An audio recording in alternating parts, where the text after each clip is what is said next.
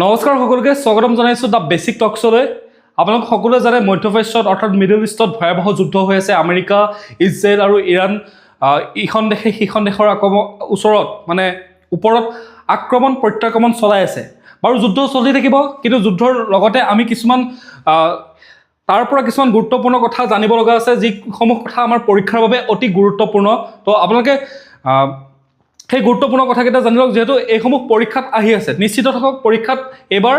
Next যি পৰীক্ষা হয় সেই পৰীক্ষাত ইয়াত কোনোবা ইম্পৰ্টেণ্ট ঠাইৰ বিষয়ে সুধিব পাৰে, ইম্পৰ্টেণ্ট আপোনাৰ কিছুমান অপাৰেশ্যন চলাই আছে সেই অপাৰেশ্যনসমূহৰ বিষয়ে সুধিব পাৰে। সেই গোটেই কথাখিনি আপোনালোকে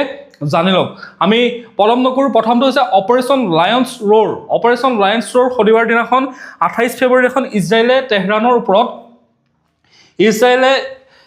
আৰু আমেৰিকাই যুটীয়াভাৱে, তেহৰান মানে হৈছে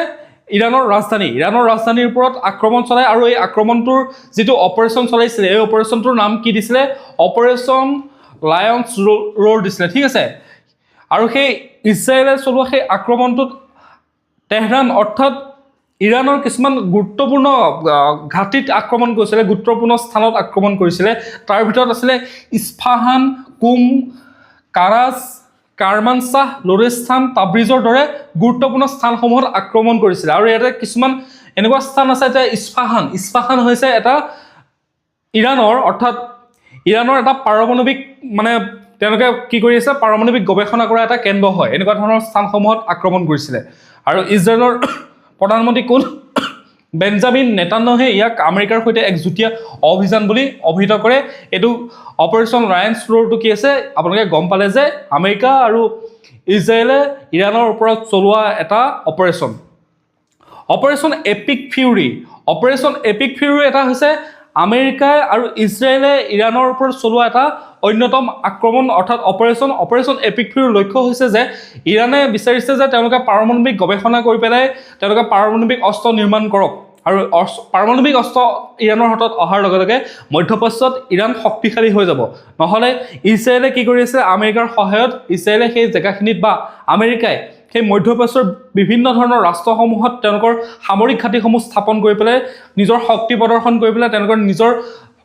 মতালিত তেওঁলোকে কাম কৰিব বিচাৰে। তাৰ কাৰণে ইৰাণে কি বিচাৰে যে ইৰাণে পাৰমাণৱিক অস্ত্ৰ ডেভেলপ কৰি ল'ব বিচাৰে। পাৰমাণৱিক অস্ত্ৰ ডেভেলপ কৰি লোৱাৰ পাছত নিউক্লিয়াৰ ফেচিলিটি ডেভেলপ কৰি লোৱাৰ পাছত বেলেগ দেশে সহজতে আক্ৰমণ কৰিব নোৱাৰে, বেলেগ দেশে আক্ৰমণ কৰিবৰ কাৰণে ভয় খাব। আৰু সেই যে ইৰাণৰ যিটো লক্ষ্য পাৰমাণৱিক অস্ত্ৰ নিৰ্মাণ কৰা, সেই লক্ষ্যটোক ধ্বংস কৰিবৰ কাৰণে ইৰাণৰ যিসকল টপ লিডাৰ আছে, যেনেধৰণে যিজন লিডাৰক মাৰিলে, আয়াতুল্লাহ আলী খামনেইক মাৰিলে, তাৰপিছতে ইৰাণৰ তেনেকুৱা ধৰণৰ নিউক্লিয়াৰ ফেচিলিটি ডেভেলপ কৰাৰ ক্ষেত্ৰত বা সামৰিক তেওঁলোকৰ শক্তি ডেভেলপ কৰাৰ ক্ষেত্ৰত যিসমূহ ইৰাণৰ টপ লিডাৰ আছে, সেই টপ লিডাৰসকলক মাৰিবৰ কাৰণে এটা অপাৰেশ্যন চলাইছিলে। সেইটো অপাৰেশ্যনৰ নাম হৈছে অপাৰেশ্যন এপিক ফিউৰি। মনত ৰাখিব, অপাৰেশ্যন লায়ন্স ৰ'ৰ মানে সিংহৰ গৰ্জন অপাৰেশ্যন। তাৰ নেক্সট হৈছে operation epic fury, operation true promise. আৰু ইজৰাইলে আমেৰিকা ইৰাণৰ ওপৰত আক্ৰমণ চলাই আছে আৰু ইৰাণে হাত সাৱটি বহি থাকিব তেনেধৰণৰ কোনো কথা নহয়। তো অপাৰেশ্যন ট্ৰু প্ৰমিছ হৈছে ইৰাণৰ ফালৰ পৰা প্ৰত্যাক্ৰমণ ইজৰাইল আৰু আমেৰিকাৰ ওপৰত। ইৰাণেওতো বহি নাথাকিব, ইৰাণেও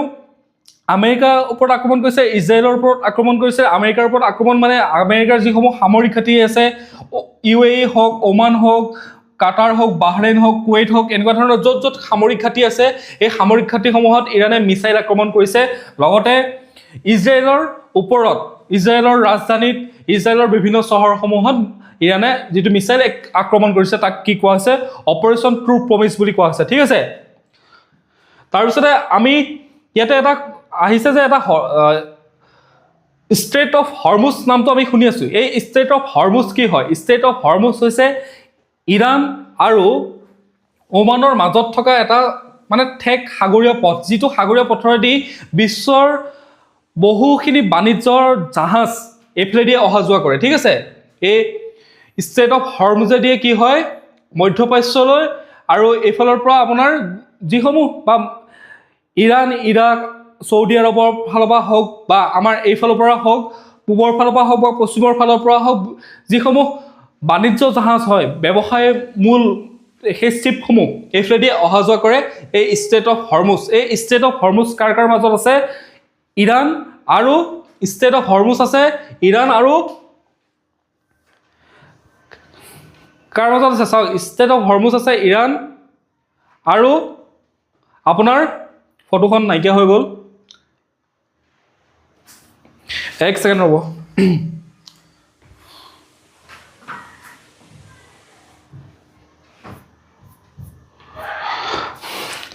ষ্টেট অফ হৰমুজ আছে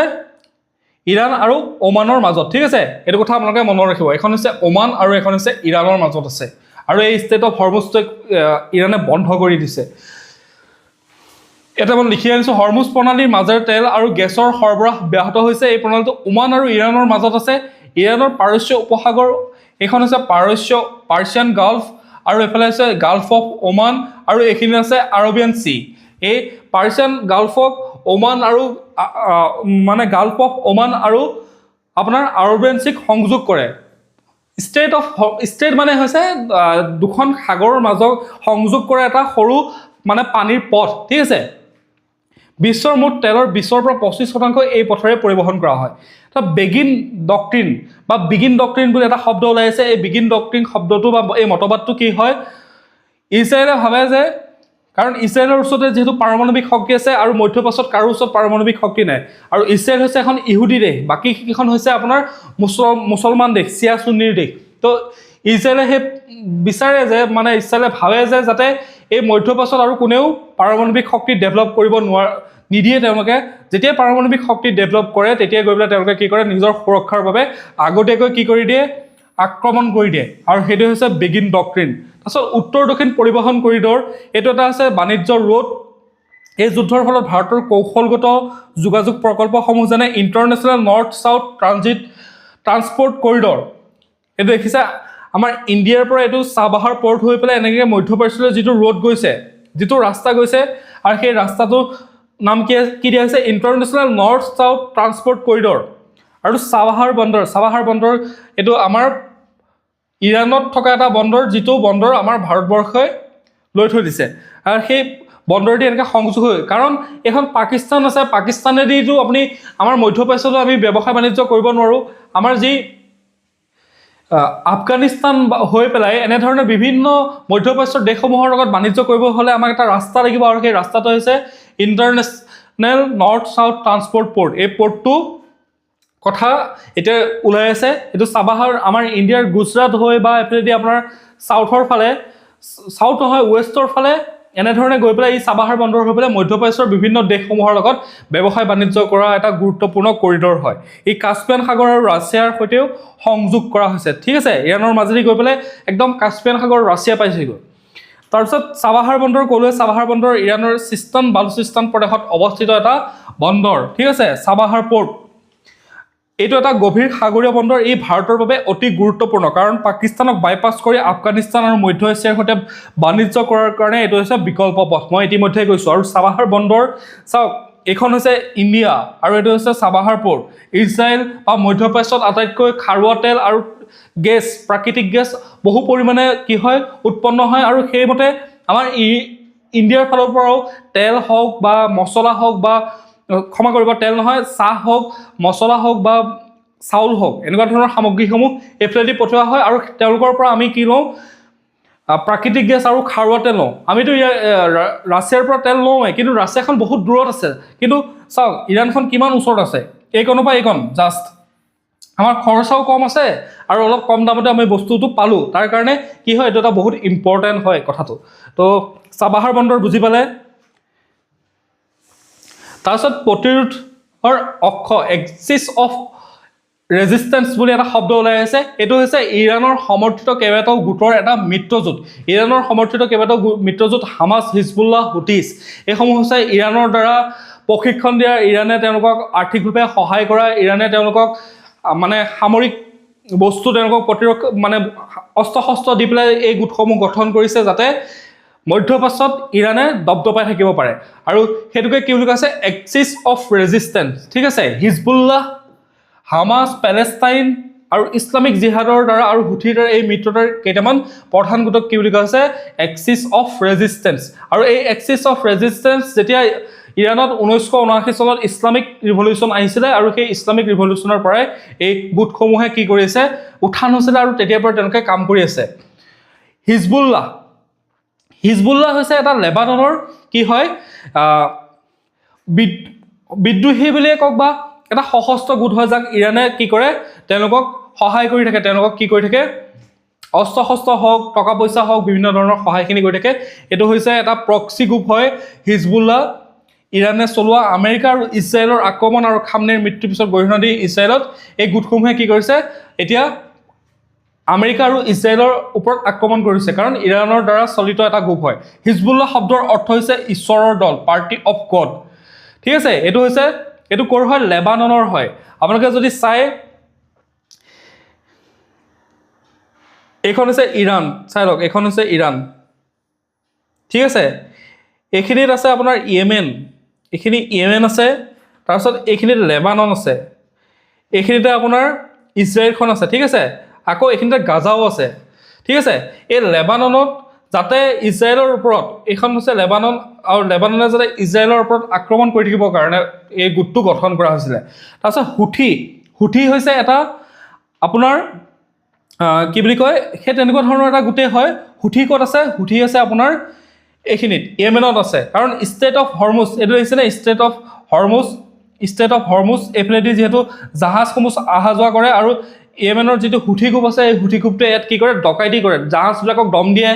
তেওঁলোকৰ ওপৰত আক্ৰমণ কৰে তেওঁলোকৰ ওপৰত টকা পইচা লয় আমেৰিকাই যদি বেছি উস্তাদি কৰি থাকে বা বেলেগ দেশে যদি বেছি উস্তাদি কৰি থাকে তেতিয়াহ'লে এই গ্ৰুপসমূহে গৈ পেলাই ইয়াত আক্ৰমণ কৰি সেই দেশসমূহৰ কি কৰে বহুত টকাৰ লছ কৰি দিয়ে ঠিক আছে এইবিলাক হৈছে পাইৰেটছ বুলি কোৱা হয় ডকাইত বুলি কোৱা হয় আৰু হামাছটো হৈছে গাজাত থকা এই গাজা এইখিনিতে কি আছে গাজা আছে ইজৰাইলৰ ওচৰতে য'ত নেকি ইজৰাইলে পুৰা মানে প্ৰত্যাক্ৰমণ চলি থাকে ইয়াত গাজাত কোন আছে হামাছ ক্লিয়াৰ হৈ লওক হিজবুল্লাহ আছে লেবাননত হামাছ আছে গাজাত আৰু হুথি আছে ইয়েমেনত ঠিক আছে এইকেইটা কাৰ দ্বাৰা চালিত গ্ৰুপ এইকেইটা হৈছে ইৰাণৰ দ্বাৰা মানে পালিত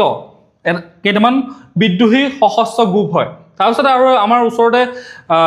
আমাৰ চুবুৰীয়া দেশ দুখনৰ মাজত যুদ্ধ লাগি আছে এখনটো আফগানিস্তান আৰু আনখন হৈছে পাকিস্তান আৰু আফগানিস্তানৰ ওপৰত পাকিস্তানে যিটো মানে এয়াৰ ষ্ট্ৰাইক কৰিছে যিটো আক্ৰমণ কৰিছে তাৰ সেই অপাৰেশ্যনটোৰ নামটো জানিলোঁ সেই অপাৰেশ্যনটোৰ নাম হৈছে অপাৰেশ্যন গজব লিল হুক ঠিক আছে অপাৰেশ্যন গজব লিল হুকটো কি কৰিছে পাকিস্তানে আফগানিস্তানৰ ওপৰত চলোৱা যিটো সামৰিক আক্ৰমণ সেই সামৰিক আক্ৰমণটোৰ নাম কি দিছে অপাৰেশ্যন গজব লিল হুক এইকেইদিন যি যুদ্ধ চলি আছে যিবিলাক খবৰ আহি আছে তাৰ ভিতৰত যিকেইটা টপ মোষ্ট কিৱৰ্ড আমি বিচাৰি পাইছোঁ যিকেইটা নেকি নিউজত চলি আছে ঠাই নামে হওক বা কিছুমান গোটৰ নামে হওক বা কিছুমান অপাৰেশ্যনৰ নামে হওক বা কিছুমান এতিয়া ধৰক ষ্টেট অফ হৰমুজটো ইম্পৰ্টেণ্ট হৈ আছে তাৰপিছত international north south transport port কৰিডৰটো ইম্পৰ্টেণ্ট হৈছে চাবাহৰ পৰ্ট ইম্পৰ্টেণ্ট হৈছে আমি সেই গোটেই কথাখিনি পাতিলোঁ যিখিনি আমাক পৰীক্ষাৰ কাৰণে লাগে বাকীসমূহ আমি জানি থাকিম আমি বেলেগত ভিডিঅ' চাই গম পাম কিন্তু আমাৰ পৰীক্ষাত আহি যাব এই ঠাইসমূহৰ নাম সুধি দিব পাৰে যে ষ্টেট অফ হৰমুজ প্ৰণালীটো কোন দুখন দেশৰ মাজত অৱস্থিত সেইবুলি আপোনাক সুধি দিব পাৰে বা ষ্টেট অফ হৰমুজে কোন দুখন উপসাগৰক সংযোগ কৰে কোনকেইখন উপসাগৰক সংযোগ কৰে ঠিক আছে চাবাহৰ পৰ্টটো ক'ত আছে এনেকুৱা ধৰণৰ শব্দ সুধি দিব পাৰে কুৱেশ্যন সুধি দিব পাৰে তাৰ কাৰণে আপোনালোকে ভিডিঅ'টো ধুনীয়াকৈ চাই গোটেই কথাখিনি যদি লিখি ল'ব পাৰে বা অপাৰেশ্যন এপিক ফিউৰি কোন দেশে কাৰ ওপৰত চলোৱা অপাৰেশ্যনটোৰ নাম আছিল এনেকৈ ধৰণে সুধি দিব পাৰে তো ভিডিঅ'টো চোৱাৰ বাবে বহুত ধন্যবাদ এনেধৰণৰ ভিডিঅ'সমূহ পাই থাকিবৰ বাবে চেনেলটো এতিয়া লাইক শ্বেয়াৰ ছাবস্ক্ৰাইব কৰি নটিফিকেশ্যন বেল আইকনটো প্ৰেছ কৰি ৰাখক পৰৱৰ্তী ভিডিঅ'ত পুনৰ লগ পাম ধন্যবাদ